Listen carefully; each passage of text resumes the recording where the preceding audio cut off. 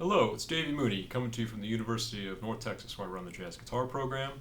Benedetto artist, Sunnyside Records, y'all. Got a bunch of records over here including The Word, Way Back, got a bunch of stuff. Perrier Street, Benign Strangers, Hope of Home, Live at National Sawdust. The stand is filling up, y'all. 2 Mel Bay books with a third on the way. And let's see, it is summer vacation here at UNT. I'm going to start up doing some camps. Our summer jazz camp here is in July, but I've got some other ones coming up. I got the summer mustache going. Let's see, what else? Head to Brazil in about a month. And, just doing a little bit of this, a little bit of that. But that's not really what I want to talk about. I want to talk about the song My Funny Valentine. Very, very, very famous jazz tune that really, like, several of my favorite jazz recordings are of this song. So it's got a really special place for me. It's one of these tunes where maybe it's not that complicated. It's not the sort of song where I have to dissect too many harmonic or other complicated things about playing the tune, but there's just been so many great versions of the song. And there's a few I'll talk about today. The first would be, the Chet Baker recording from Chet Baker Sings. I guess it's like 53 or 54. And I was just listening to it again before doing this video. And man, it's such an amazing just jazz recording. It's only 2 minutes long. He sings the song one time, from the beginning to the end.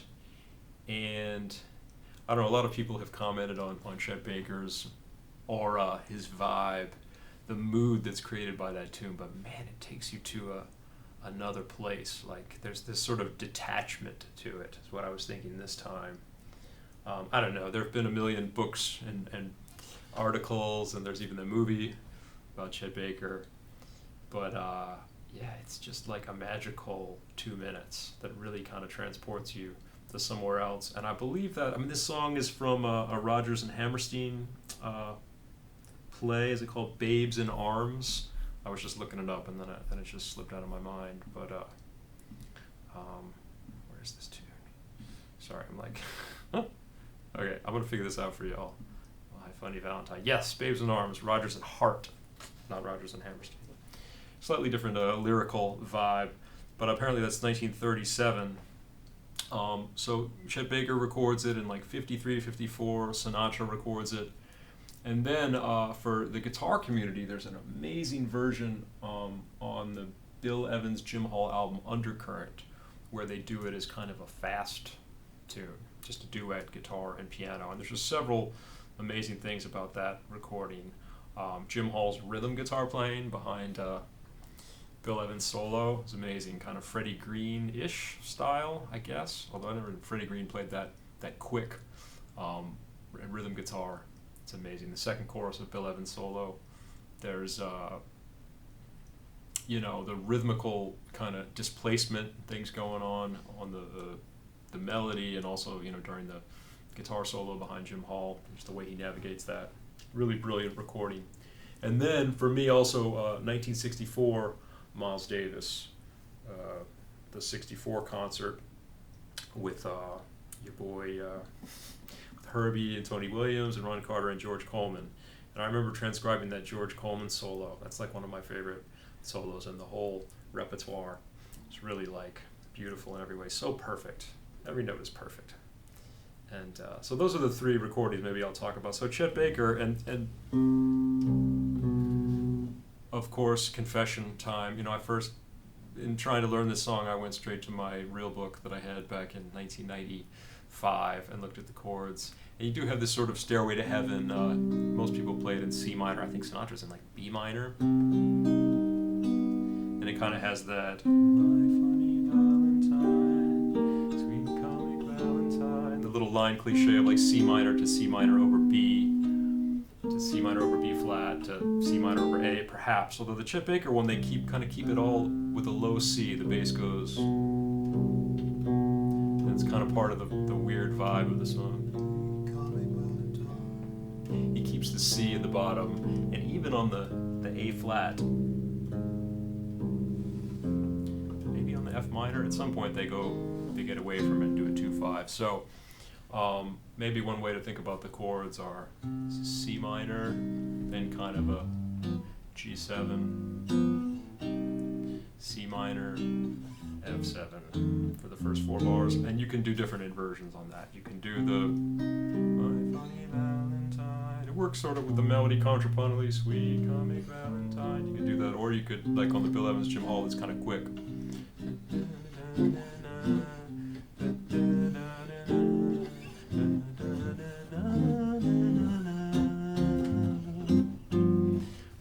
It's kind of more like 1, 2, 5, 1, F7. So the 4th bar is pretty much, I think, F7. On the Miles recording, I was going back through that and hearing all the little variations and odd things that they do behind. I feel like Herbie, he's always playing some different chords. Sometimes it's hard to tell what is maybe what they planned in advance and what they just came up with on the spot, and it'll change from chorus to chorus, so I try to nail it down, but it's like certain spots in the song I can't really figure it out. But so that's the first day, just to kind of Funny Valentine, C minor, F7, A flat major, F minor with my D minor, 7 flat 5, G7. Herbie and them, they go you make me smile, you make me smile with my heart. They do like a passing, when you get to the F minor, they do a passing E flat minor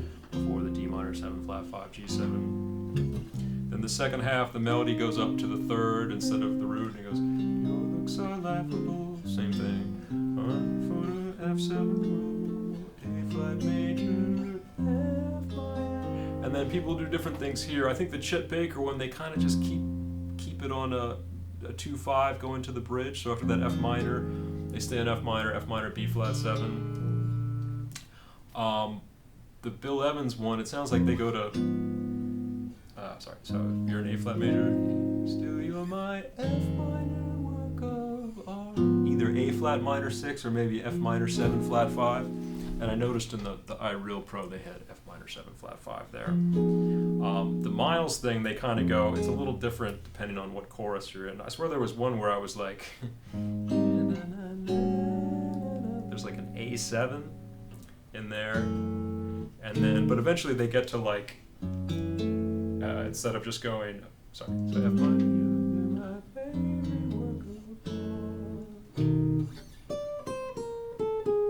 They do like a chromatic, so F sharp minor 7, B7, F minor 7, B flat 7 to go to the bridge, which is on an E flat chord. I kind of like to just stay with the A flat minor 6 vibe, or the F minor 7 flat 5 to B flat 7. I don't know, but I'm always ready for people to kind of go up a half step and do the F sharp minor B7, F minor B flat 7, because you know the Miles changes, even though they change, the changes are always changing. I swear on the intro, when Miles is just playing the melody with Ron Carter, they go.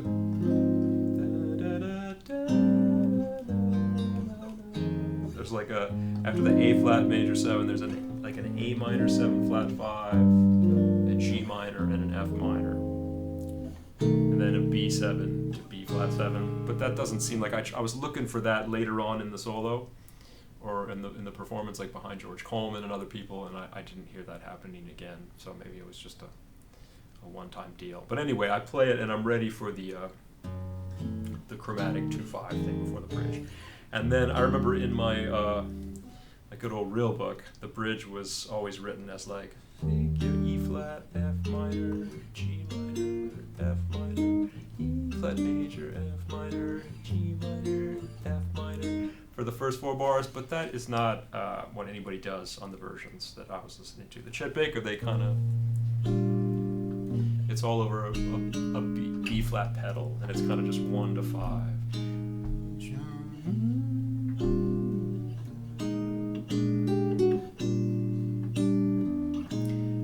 And on the Miles one, they kind of go E flat. At least during Miles solo, it's kind of cool, like.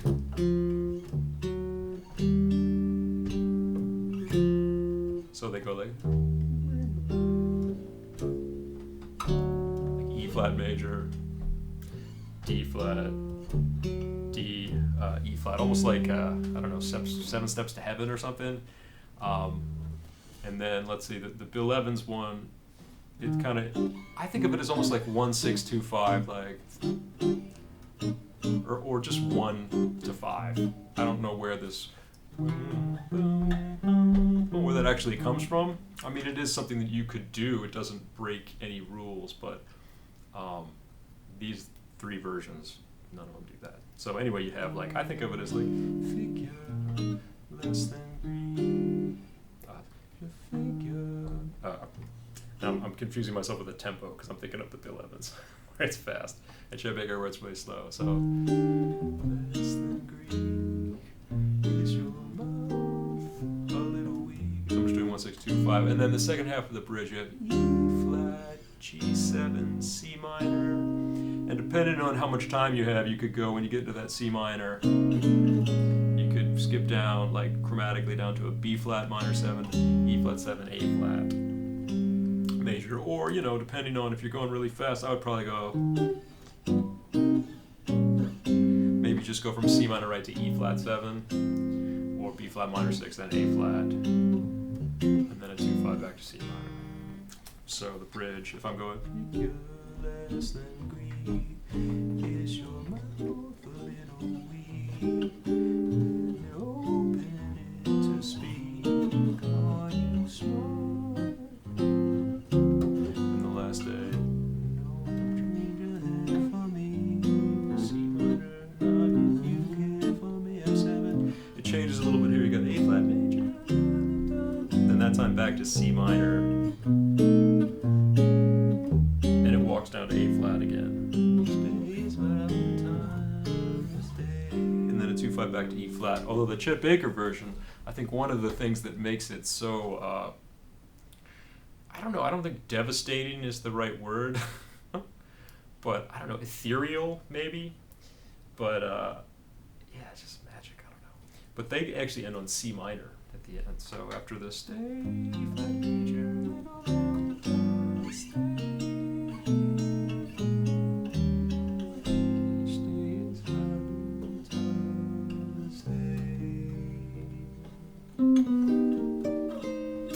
so ends on C minor, but the other versions resolve to E flat major. So I don't know why Chet made that decision, or why maybe the other versions made the opposite decision, because I never saw Babes in Arms. I was a babe. I wasn't even a babe in arms at the time.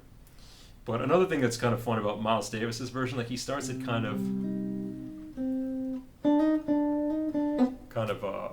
rubato with just with the bass, and he does this thing where he goes, so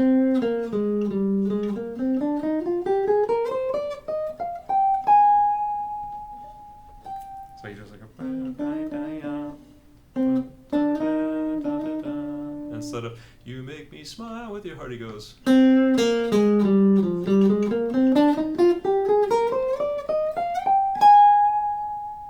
then like,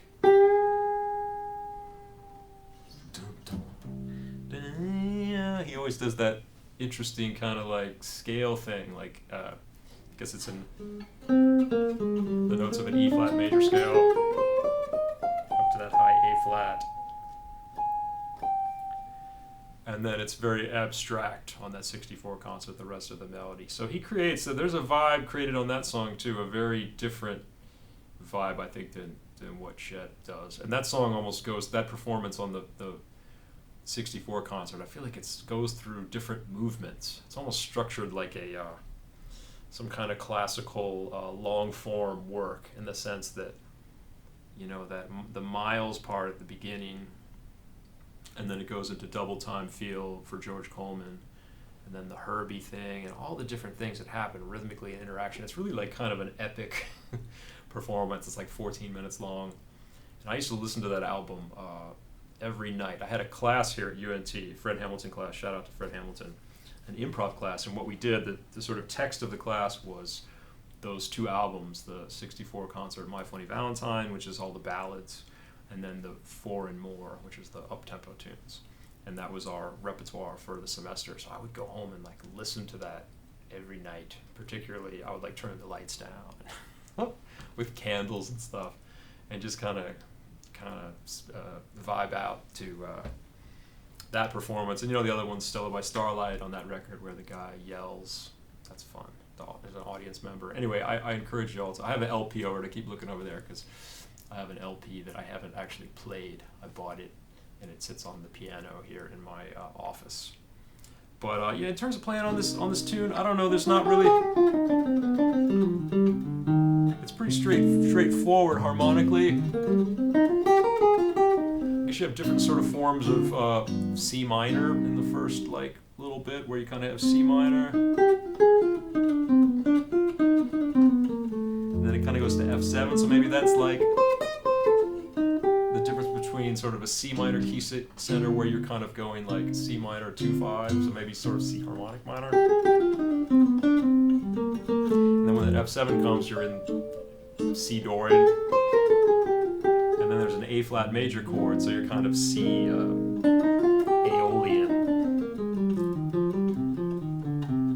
So you're dealing with different forms of the C minor scale. And that's kind of the funny thing about minor keys, right, where you have those variations in the 6th and 7th degree. And then, you know, also the 2/5 going to E flat major on the bridge is sort of a minor 2/5 going to a major chord. It's kind of a cool sound. That's a place you could play A flat Dorian, which I guess is also F Locrian. Sometimes I don't know. I don't know what the root would, depending on what you're playing as the root, whether it's A flat 6 or F minor 7 flat 5. It's all the same thing. And then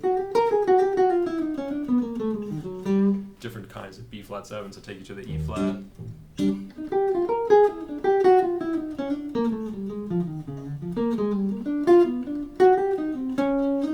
The harmonic rhythm's kind of interesting in the bridge too, because you have that. You're like in E flat world, and you're like, okay, E flat's cool.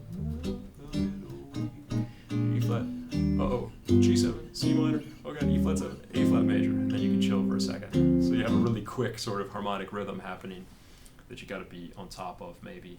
Although this is sort of a good song to, if you want to kind of be a little fuzzy, you can just kind of play in C minor or E flat major. I always think of these tunes that sometimes with students who audition or students who I teach, who try to pick these songs where you can sort of noodle around in one key the whole time and get away with it. Like There Will Never Be Another You is another one where if you're in E flat, C minor, you're pretty okay. You have a pretty good chance of not hitting the worst note in the world.